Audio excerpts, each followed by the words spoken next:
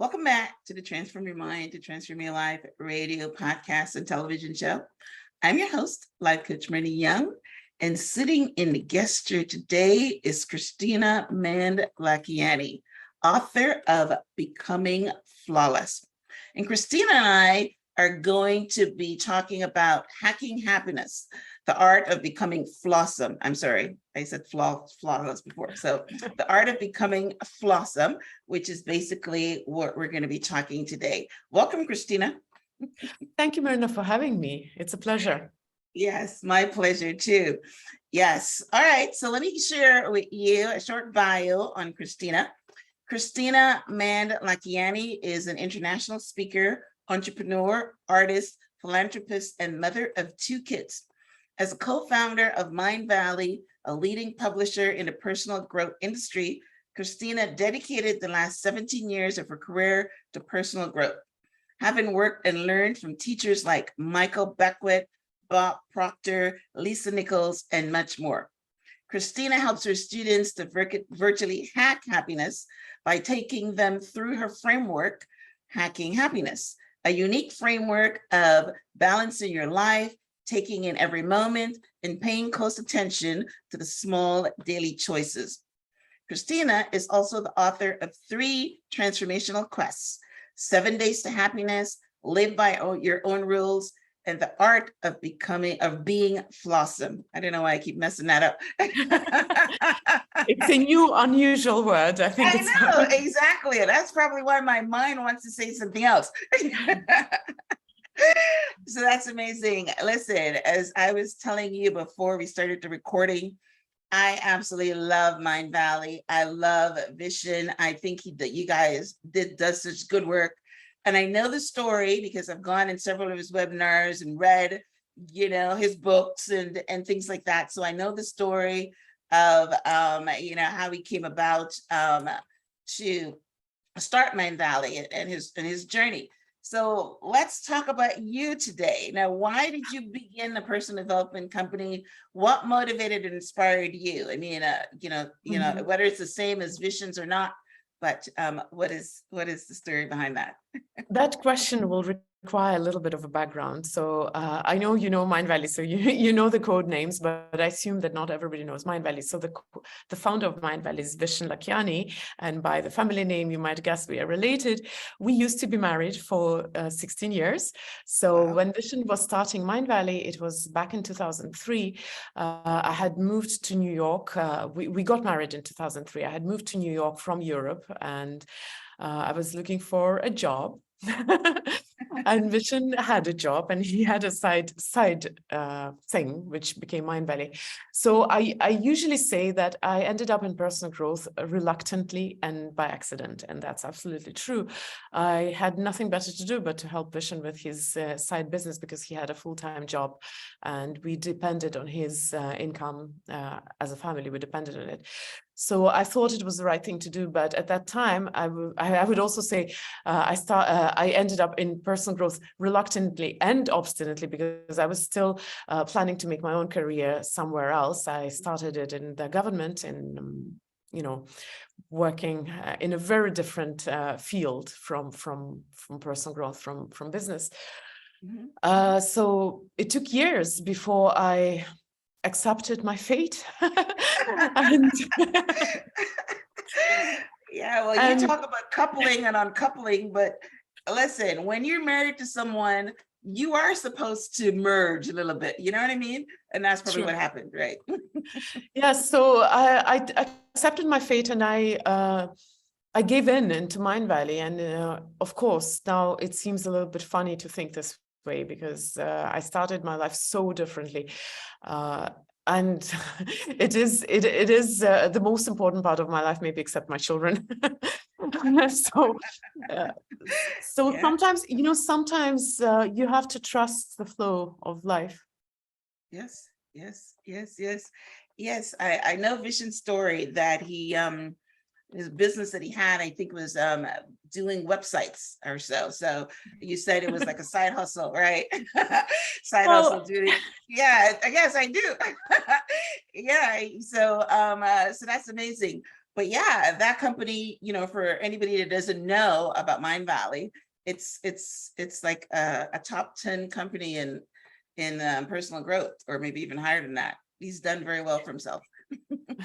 We have grown, yes, and we have changed since the beginning, since 2003. So definitely, it's been quite a journey. And yeah, we do consider ourselves one of the biggest education companies in personal growth and transformation.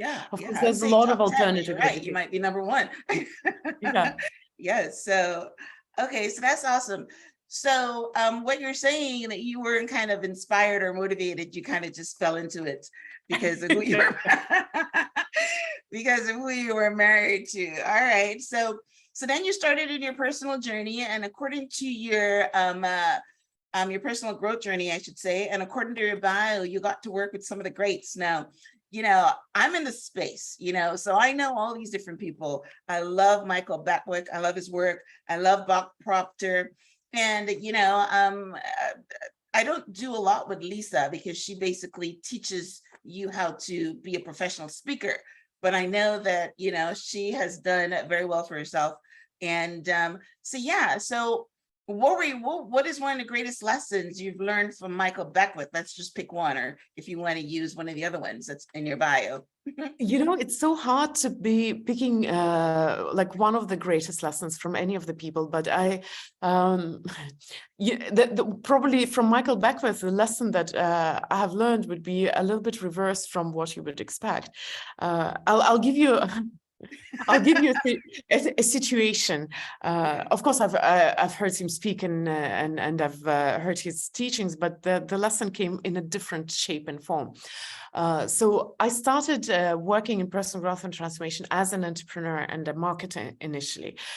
So I got to know all these people as their partner in the sense, because we were helping them to get their word out to other people. So I wasn't ever their colleague in the sense that I wasn't one of the authors. It happened much later. At some point, I reinvented myself and my life, and it would be a completely different story. But some 5-6 years ago, I started going into becoming an author because I was ready. I had embraced personal growth and transformation, and it was quite a few years ago. I remember I was going on Mindvalley stage, and we have a very impressive stage. And we had a huge audience, probably one of my biggest at that time. And I was following, in fact, Michael Beckwith and a few other people. And I remember being completely terrified because I felt, who am I to go on stage after all those people? And I do actually mention Michael Beckwith in that story because he is such an energetic and such a strong speaker that when you listen to him, you're hooked, you're just there. And I have a very different style. So I remember going on stage and having this huge imposter syndrome, thinking, how can I compare? I can never be as good as Michael Beckwith in speaking. I can never be as good as another speaker who was there who had built a massive company. I could never be as good as another speaker there who had written a best-selling book and was super famous. And I was comparing myself facet by facet by facet to all those great people, and feeling smaller and smaller and smaller, until I remembered the words of a friend of mine who said, we are so hooked on the idea that we have this one talent that we are forgetting that we are multi-talented. Mm-hmm. And that actually helped me to suddenly realize that it is not in this one thing where I have to be the best in the world, but in the unique combination of things that make me me. That's where probably the biggest value that I have for the world lies. Yeah. And in a way, Michael Beckwith was one person who taught me to accept the fact that maybe there are people who are so much better, so much more accomplished than me in every single area that I take, if I take them separately. But what gives me value is the combination of my quirks, wow, of my unique features, of the things that maybe I am ashamed of. That combination Yes. is what gives me my unique value and what gives me the right to be on stage with all those wonderful people. That's amazing. I absolutely love that. That is pretty good because yes, now I haven't really heard Michael Beckwith speak at an event like you're talking about, but I know his work and what he talks about. I've seen him in lots of interviews, like Oprah loves interviewing him, and I've seen him several times on Oprah. So I've never heard him speak, but if we were going to speak speakers, Lisa Nichols is a powerful speaker. I saw her quite recently, and I mean, she's one, and that's what she teaches. But yeah, she's awesome. But what I just love what you just said is that we all have, this inferiority complex because, we think that someone is better than us. But I love what he says, that our combination is what makes us unique, what makes our value, because someone might have a little bit of that, but we have a little bit of this, and that's great. I actually have not heard that from him, but that is beautiful. because that was that's an interesting thing. We often think that our lessons come in very clear messages, and of course Michael doesn't teach that. That's what I learned, and I know what he teaches, but Yes. that is what I learned from that interaction, and that's interesting. And Lisa, for example, she's wonderful in so many ways, and she actually has taught me public speaking. Okay. One-on-one, by the way. Really? Nice. But if I were to bring out something, then I think and I've learned so much from her because I know her also for so many years, and she's such a wonderful human being. But if I were to bring one thing from her, then this is one saying that she occasionally says in some of her speeches, but not all the time. She says, the world doesn't need your perfection. And this is such a beautiful idea. Of course, when she talks about that, she gives the whole story and she gives the whole 1 hour speech around it. But this was probably the thing which stuck the most with me from Lisa Nichols, that the world doesn't need your perfection. What it needs is I've actually never heard her say that one. You're bringing different facets to this conversation. That's awesome. Yes. Yeah, I love her work. I started following her work from The Secret, and I think Michael Beckwith was in The Secret. Actually, all three of them. They were. Bob Proctor and Lisa Nichols were part of The Secret, and that's where that's where I found them. That's where I started following their work, and but I've never heard either of those two things, so that's amazing. All right, so let's talk about you. Back to you now, and some of the things that you bring to the table.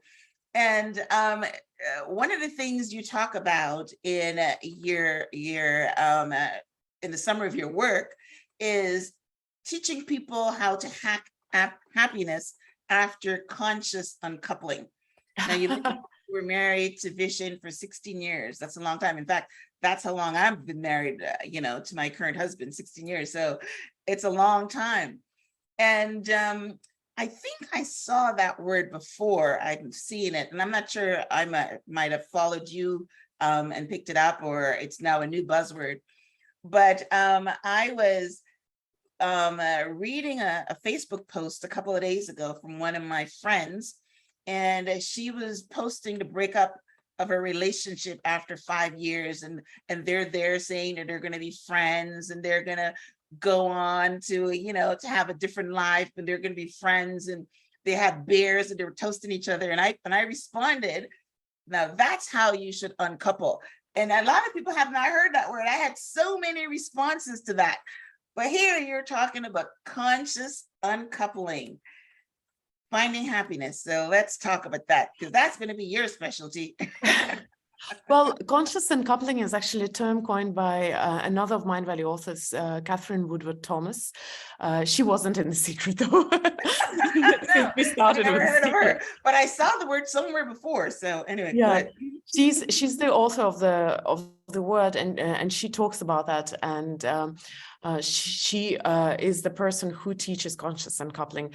For me and Vishen, it was just a journey we chose to take when we decided to separate, Vishen had known Catherine by then, and he had known about this concept. So we did follow her teachings to a degree, but I think any kind of relationship is a product of these two people. So you can learn from other people how to be a good parent, how to have a happy marriage, how to, I don't know, have any kind of relationship, but it is between you and that other person to create the relationship. And I think that every couple that uncouples, consciously uncouples, according to Catherine Woodward Thomas, has their own story.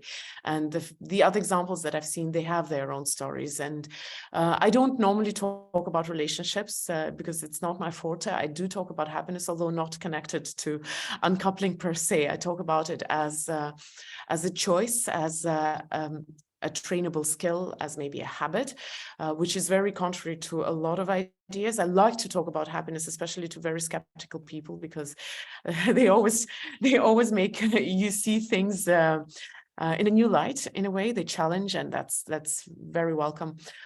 So I do talk about happiness, but not in relation to uncoupling, because I think in that aspect, I'm still in the process. I mean, we uncoupled 4 years ago, and you might say that it's long enough time, but we are in each other's lives still a lot. We grow children together. We still have business together. We are friends. We do a lot of things together. So I think as long as we have each other in each other's life, it will be a constantly evolving relationship. Yeah. Well, at least you parted amicably, because if you didn't part amicably, then you wouldn't be able to be around each other and, do all the things that you're doing. And that's basically what the person was saying. It was sometimes you're better apart than you are together. But what I know about relationships is it's very hard to come to that. It's either, you did something that hurt me and I don't want anything to do with you. You know what I mean? It's very hard to say, hey, you know what? We are better separate than we are together, and we're gonna consciously uncouple and, put our kids first and, that kind of thing. So yeah, so that's probably why, that term is becoming popular, because, the word that I heard before was co-parenting, but, it's conscious uncoupling is a little different. So, well, so you don't. If people are interested in that, I would strongly recommend studying Catherine Woodward Thomas, because she has the experience. She's a psychotherapist who has been working with couples, focusing on relationships. So of course, she has much stronger background. I only have my own experience, but quoting her, well, loosely quoting her, we do need to reimagine the end of relationships. Right now, we have such a rigid approach to that. Relationship is only a success if it lasts. But that's not the case. Well, in reality, I'm sure everybody can think of a relationship that they have witnessed that maybe lasts really long time, but it's dead inside. It's only the formal relationship that lasts. Versus, Catherine, the idea that she suggests, and I really love this idea, is why don't we judge the success of a relationship not by the length of a relationship, but by the extent that both people have maybe evolved or created things, by what this relationship has brought to life. In our case, it's a business, it's our children, it's our books. So that she really goes deep into that with the knowledge and with the authority of being being a psychotherapist in that area for many years. I only have my own story, but I do think that contemporary and how did you handle it as far as the uncoupling, the emotions and saying consciously that this is what we're going to do? Because when I heard the word conscious, I'm thinking that you've got a conscious plan to make such and such a thing happen. Is that what that means? Right. Definitely. And it will give me a chance to circle back to the idea of flawsomeness. Yes, I think the biggest takeaway for me from conscious uncoupling was the intention that you have in the process. What is your intention? Our intention was to keep a good friendship, to stay good parents, to still be able to spend time together as a family. And we are still a family. I think forever will be a family. We have huge respect for each other. But that doesn't mean that it has been spotless or perfect. It Or doesn't mean that easy, we haven't right? had hard feelings. We're humans, Yes. it would be horrible if I went into that process with a desire to feel zen and at peace the whole time, because that would be unattainable. I'm a human Right. being, and Right. we separated with a person with whom we were lovers for a long time. Right. And Right. while we maintained all the other areas of our life, but that navigating that new field of, us dating other people is emotionally not a very straightforward line. Right. I would be lying if I said that it was easy. It wasn't, and Right. it still isn't. Mhm. So what helps here is just a simple idea that we're human, and there's nothing wrong about not feeling the right thing. Right. Right. Right. Right. Yes. Right. Okay. Well, thank you for that. Someone that's listening that's going through a breakup and, wanted to understand how to consciously uncouple, that was good. So thank you for that. All right. So you also talk about how can we live by our own rules and walk in our truth. And that's basically our topic today: hacking happiness and the art of becoming flawesome. So yeah, tell us what that word means, by the way, because I'm thinking yeah, I'm putting my own interpretation to it. I think it's the right thing to do. Surprisingly, I'm very reluctant to give definition of the word flawesome normally. Even in my book, my editor insisted that I have to add it. Yeah. I actually realized after it went through the first edit by my publisher, and of course I've worked with other editors before I passed it to my publisher, I realized literally almost months after the book was ready that I had never taken an effort to define the term. It is defined somewhere in the internet by probably Urban Dictionary or something like that. Okay. But I also believe that it is a personal journey, because my book, while it's called Becoming Flawesome, it is a book about you finding your way back to you. And back to you. And of course, flawesome is just this necessary condition, because when you find your way back to you, you will discover that probably you're not that picture of perfection that you have been drawing in your head and aspiring for. Most of us discover that. Right. So So that's if where I the were to make my own definition, will be become awesome with your flaws. Or love your, be awesome by accepting your flaws, something along those lines. That's what I had in my head. It's absolutely exactly what it is. And why I say it's every single person has their own definition, because you are the only person who knows what it means to be you. I'm not the person to come and tell you. And flawesome is a personal experience. And you are absolutely right. It's about embracing your flaws and being okay with them. Yeah. But not just that. It's embracing your flaws. It's learning to not just accept, but love yourself with your flaws, and maybe not even with the flaws, but because of them, because every single facet of you makes you you. Even those things that you maybe are feeling ashamed about or don't want to show to the world, they are a part of you that makes you uniquely you. And if you have the courage to go further and deeper, it is about finding strength in the things that you might have considered your flaws, choosing them to become your blessing rather than your curse. Yeah. Yes, as you were talking, a lot of women, including me, are always looking at our weight and thinking, we're not awesome because maybe you have a little bit of pounds. So as you're talking about it, but I've known that some women, I can think of like Monique, which is you probably wouldn't know her, but she's an American comedian, and she loves her flaws. In fact, comedians, that's what they do. They take their flaws and their baggage and then they make comedy out of it. You know what I mean? So that's one way of looking at it. You know what I mean? Yes, just take it. And yes, I love that. Comedy. Right. Comedy is this one way to deal with painful emotions. It's a very good coping strategy. So making fun of yourself is definitely a good thing.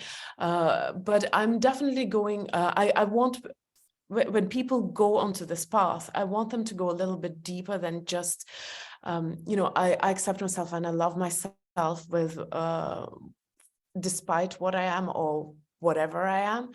And that takes a little effort, a little time, a little work to go deeper than just saying I'm fine the way I am, and actually seeing that the things that you might have been ashamed of may be the very things that give you the best value. So let me circle back to the example that we started this conversation. You asked me about Michael Beckwith, and I was telling you that story of me being on stage. So there was another lead into that story.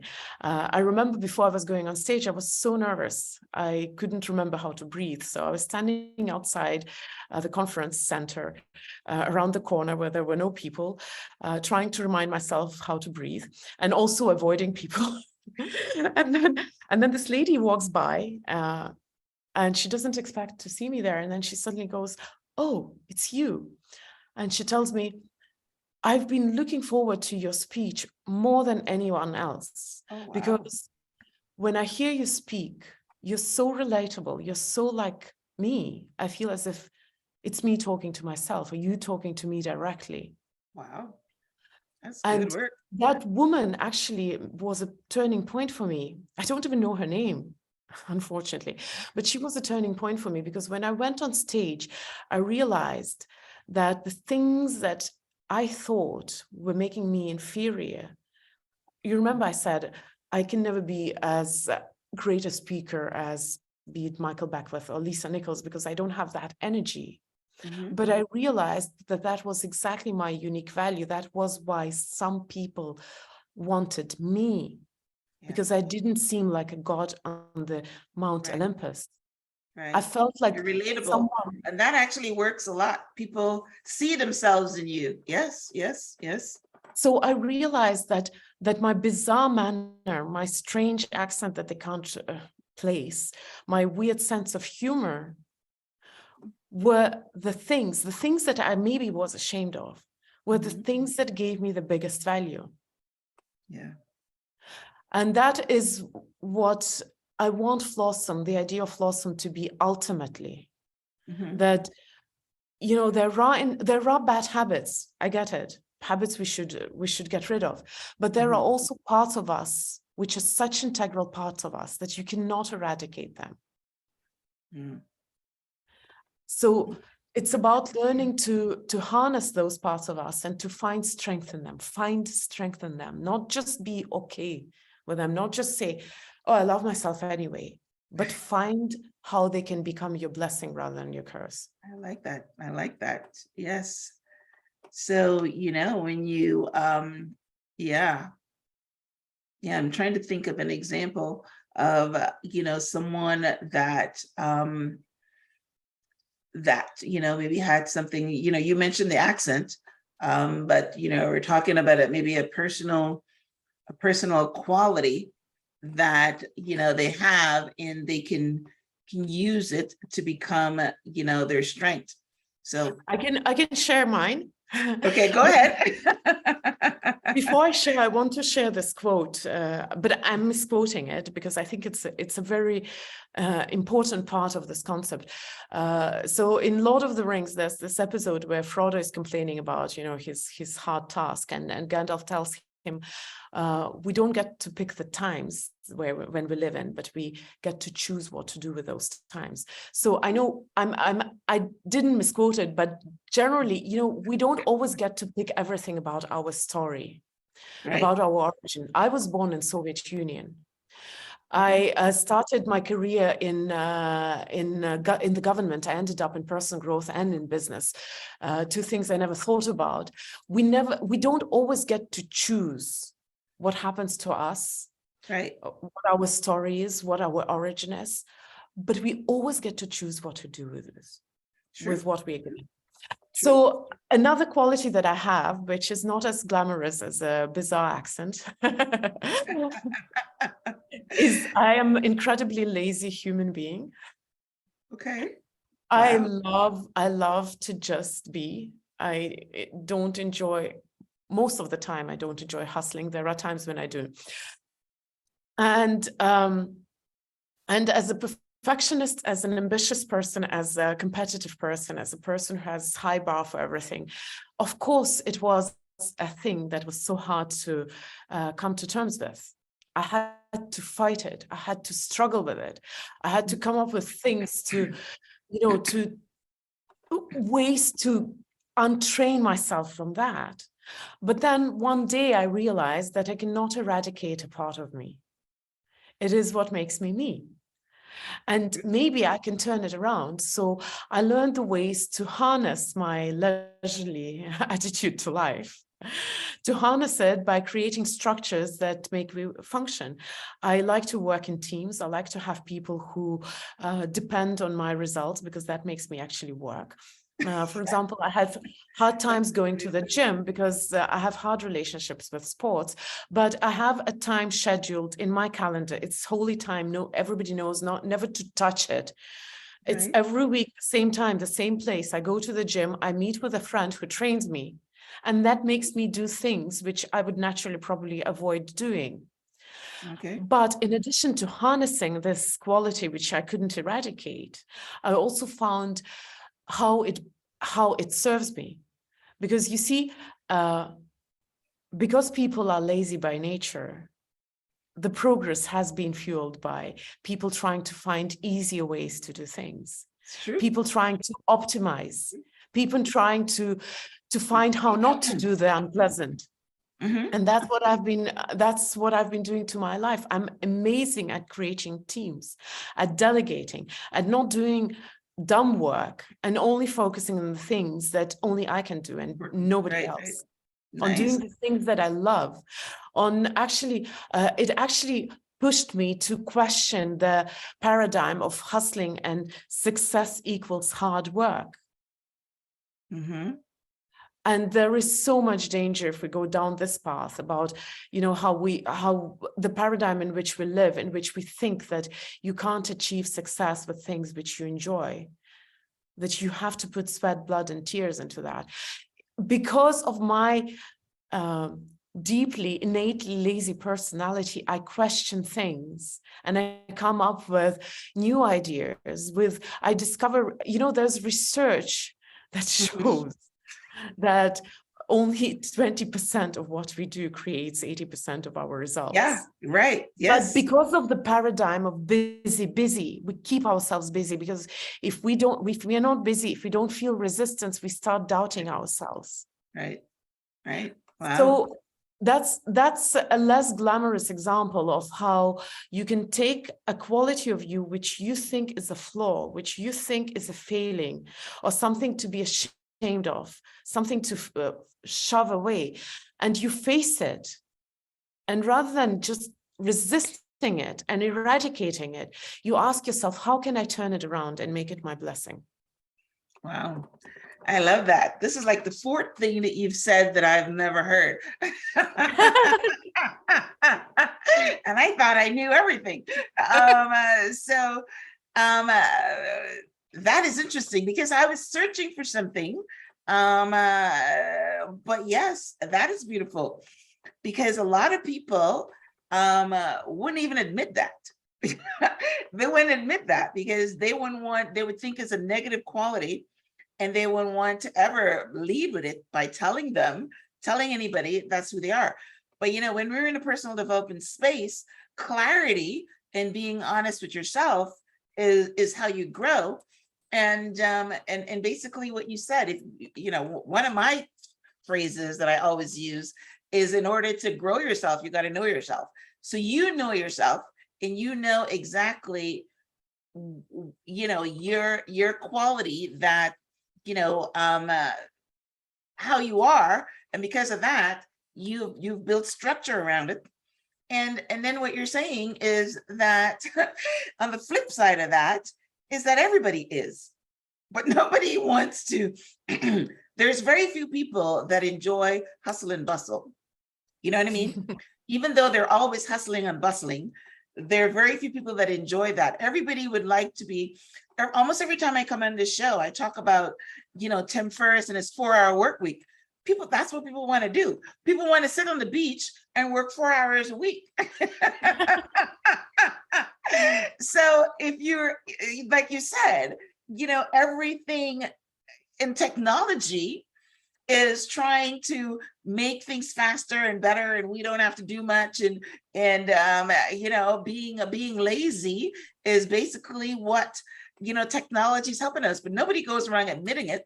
So well, there is a theory, you know, that our predecessor lived much happier lives because they had more time to just be. Yeah. To just be. And when I say I like to be lazy, it doesn't mean that I don't do anything. It's not in the human nature to do nothing. Try to be lazy for a long time. You'll actually get bored, most likely. So my being lazy is reading a book that I enjoy, is hanging with my children, is walking. This is, you know, it's about finding time to just do the things that make life enjoyable. And so that's not my definition of lazy. My definition of lazy is just sitting on a couch and surfing Netflix and not doing anything, not even cleaning the house, or not even looking but after your kids. occasionally that is also good. You know, everything is good in moderation, including hustling. I actually enjoy hustling from time to time. Right. When there are periods where I have to strap in and hustle, I really enjoy it because it's not my default regime. A very funny analogy is I lived in Asia for 16 years, and in Asia we have a lot of help in the house. So it just happened so that I had not been to a grocery shop for 16 years. And I remember dreading going to the grocery shop, you know, trying to decide and thinking and planning. And it's just not the mental effort you want to do if you have career and 100 other things. But then after not doing it for several years, I started noticing that I truly enjoy just walking in there, strolling and thinking, and because I had not done that. So there's space for scrolling Netflix mindlessly. Sometimes we get so exhausted that we can't make our brain work at all. And that is what we need. Sometimes hustle is what we need. We live in the society that wants simple solutions, one solution for everything. This is the recipe for good life. But life, unfortunately, doesn't work like that. It's a dance. It's not a military march. Right. Yes, it is. Right. Yes. Yeah. There's ups and downs, you know, hills and valleys. And if it wasn't, then we wouldn't enjoy it. It will be boring as heck. So. True. All right. Awesome. I'm really enjoying our conversation. You're opening my eyes to a lot of things. That's awesome. All right. So let's talk about your book. How did you come up with that title? You know, what is it that you want the readers to walk away with? I think that now that I asked the question, I think I already know the answer, because that's what we've been talking about. So just tell us about your book, and, you know, why you wrote it, and what you want people to walk away with. So I'll start from what I want people to walk away with. I hope that this is a book. This book is going to be a companion on the journey back to you. for every single reader. So however many readers I'm going to get, that's how many destinations this book will have. I don't teach people. I don't believe in teaching. I believe in, transformation happens when people are ready, and who am I to teach anyone? But I am a companion. I have been through this journey. I ask a lot of questions. I hold the hand. So I do believe, I hope that this book is everybody's individual, unique journey back to them, back to themselves, real selves. Why I wrote it is because I could not write it. It's my COVID baby, and I'm a master of funny analogies. So one of the funny analogies, when a woman is pregnant with a child, when the time comes, she can't hold it in. Right. No matter what you do, the baby is Now coming. that one I know. That was the case Gotta with come the out. book. Yes. That was the case with the book. I couldn't hold it in. It had to come. So it was beyond me. I think I matured for it. And I have been in personal growth for 20 years now. And when I started writing the book, I had heard so many times people telling me, you are in the industry, you've worked with everyone pretty much, you have to write a book. As Right. part of the business model. And I was reluctant, partially because I believe in, doing things on your own terms. So why would I do something because somebody says that's the convention, that's what you should do? Right. I'm Right. obstinate even here. So I did find ways to not write the book, or find excuses to not write the book, because it didn't feel right. But then maybe because when COVID happened and we were stuck at home, and it was generally inducive of existentialist mood, I actually You would matured. love that because you didn't have to do nothing. I matured, and the book was coming, and I just all I had to do is go with the flow and let it happen. But it didn't happen because I had to, because somebody told me that this is part of your business model. It happened because my message wouldn't stay inside me, and my message is that we all deserve to truly know and love ourselves the way we are. Yes, yes, yes. Hey, it's a big topic because a lot of women and probably men do not feel that way. They always look at their flaws, and they look at that exclusively, and they never see the good things. So this is a great conversation that even if you're seeing the flaws, the message that I'm getting from you, that even if you're seeing the flaws, make it your strength. But, the message that I would have as a life coach would be, we all have strengths and weaknesses, and, the strengths balance out the weaknesses, kind of thing. So, yes, I absolutely do love the message. Not only that you should, embrace your strengths, but embrace your flaws too, because it is what makes you unique. Love it. It's a great message. Thank you so much for saying this. That's a great message. That's a great message. Love it. Love it. Love it. All right.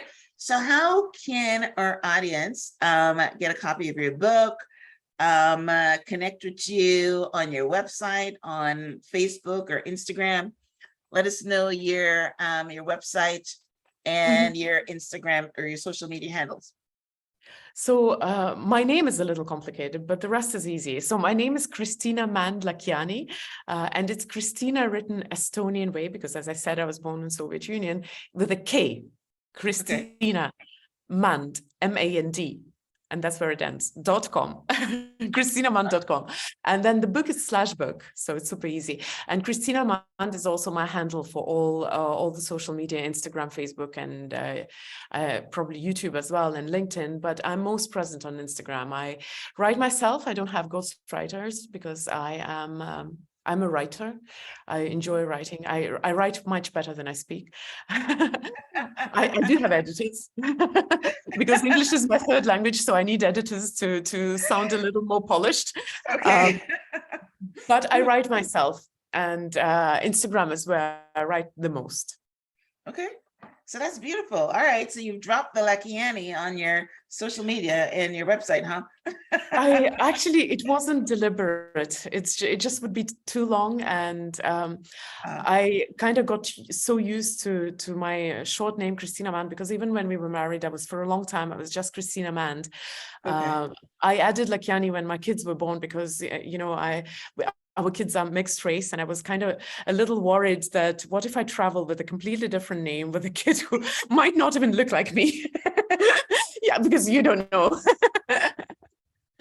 So I adopted the Lakhiani. God, I don't think I've ever shared that story publicly, but I adopted my then husband's family name for the ease of travel. But the reason I asked that is because Lakhiani is it's like a Kardashian. I mean, you might want to use that.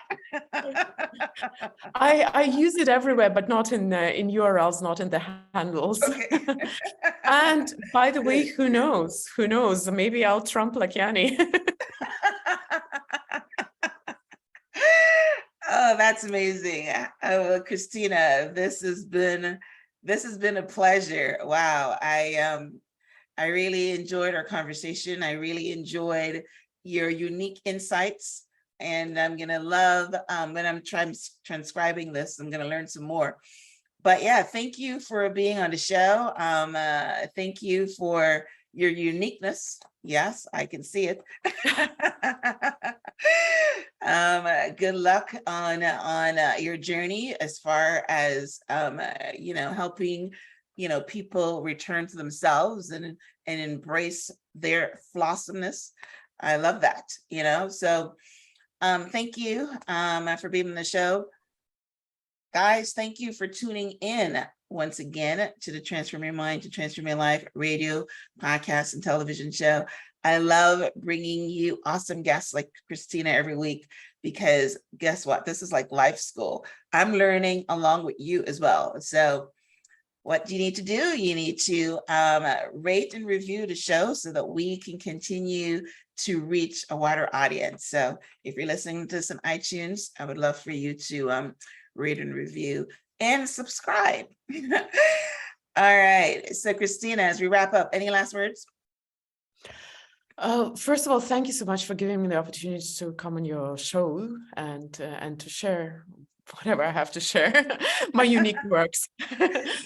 Yes. Thank you so much. And as for people, it's become a little bit of a habit now for me, because we've talked about so many things, and how do you even tie it up into one thing? So I'll quote Cinderella's mother from one of the latest Cinderella movies. She said, "Have courage and be kind." And I think love that. It's such a great. Yes. When I saw the last movie, I'm getting goosebumps at that, because yes, one of the things that I took away from that is, yes, you have courage, be kind. I love it. Yes. To yourself and to others, right? I think once you learn to love yourself, yes, it will be so much easier to love others. It will be, because your relationship with the world is a reflection of your relationship with you. And if I've learned anything in 20 years in personal growth, that's this basically rule in life, that it's so much easier to be kind, to be tolerant, to be forgiving of the world, if you learn to do that to yourself first. Yes. And courage is good too. Courage is big. Yes. Courage to say, I am a naturally lazy person. That's courage.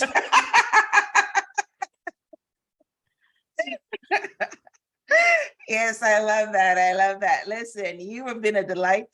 Thank you very much for being on the show. Thank you guys for tuning in. We're fresh out of time. So blessings. Until next time, namaste. Thank you so much. You're welcome. All right. Bye.